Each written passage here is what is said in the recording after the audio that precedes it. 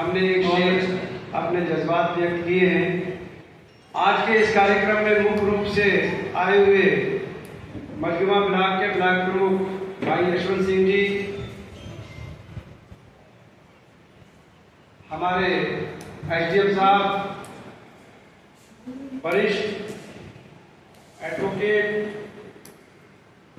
पूरी तहसील ही नहीं पूरे नगर और क्षेत्र में अपने ज्ञान से अपनी पहचान बनाने वाले हमारे बड़े निर्दोष चतुर्वेदी जी, और एक जमाने से बरेली जिले में अपनी सेवाएं दे रहे हैं, अवला को भी दे रहे हैं हमारे बड़े सरनाम सिंह जी, बार एसोसिएशन के महासचिव साहब,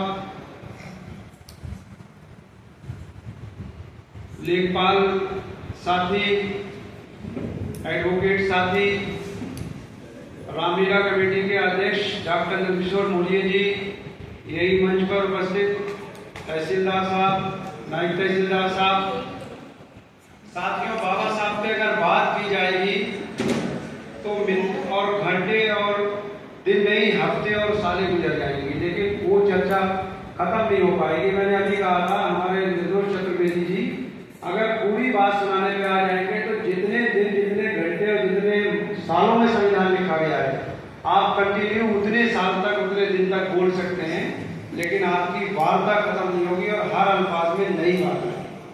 ये आपकी खूबी है बोलने की। मैं बाबा साहब की एक कुर्बानी आपको याद दिला देता हूँ, आपने सब यानी आपने सबने सुनी होगी। इंग्लैंड के अंदर संयुक्त राष्ट्र की मीटिंग थी, बाबा साहब ने जाने की तैयारी की कि मैं जाकर अपने देश का प्रतिनिधित्व करूंगा, अपने देश की बात करूंगा। जब जाने का दिन आया तो आपकी बीवी ने बताया कि भाई आपके बच्चे को, आपके बेटे को बहुत तेज बुखार है और हमें अभी डॉक्टर की जरूरत है, आप ना जाओ तो बेहतर रहेगा। तो बाबा साहब ने कहा था अपनी पत्नी से कि बेटा तो फिर मिल जाएगा लेकिन देश नहीं मिलेगा, आज देश की बात करना है, बेटे को तुम संभालो, हम देश की बात करें। और बाबा साहब ने जाकर इंग्लैंड में अपने देश की, अपने मुल्क की बात रखी और अफसोस कि उनका बेटा इस दुनिया से रुखसत हो गया, उसकी मौत हो गई। तो बाबा साहब ने इतनी इतनी बड़ी कुर्बानी देने के बाद संविधान, अपने देश और हमें और आपको यहाँ तक पहुँचाया है। एसडीएम साहब बैठे हैं, प्रमुख जी बैठे हैं, हम हैं, ये सब संविधान की देन है। यदि संविधान नहीं होता तो इंसान इंसान ना होता।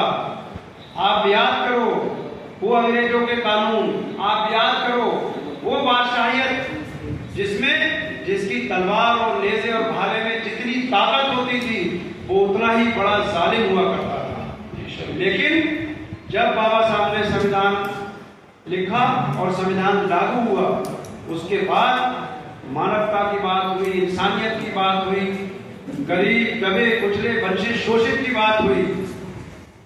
यानी उस हिंदुस्तान के आखिरी कोने पे बैठे हुए, चाहे वो किसी भी धर्म और जाति से हो, व्यक्ति की बात हुई कि जिस व्यक्ति का कहीं सिस्टमों में कोई एंट्री नहीं थी, संसाधन नहीं थे, बाबा साहब ने संविधान को लिखकर, बल्कि बाबा साहब के साथ जो पूरी समिति थी, मैं उनको भी धन्यवाद कहना चाहूंगा कि इस संविधान को लागू किया और आज हमारा देश, हमारा मुल्क तेजी से उन्नति की तरफ बढ़ रहा है।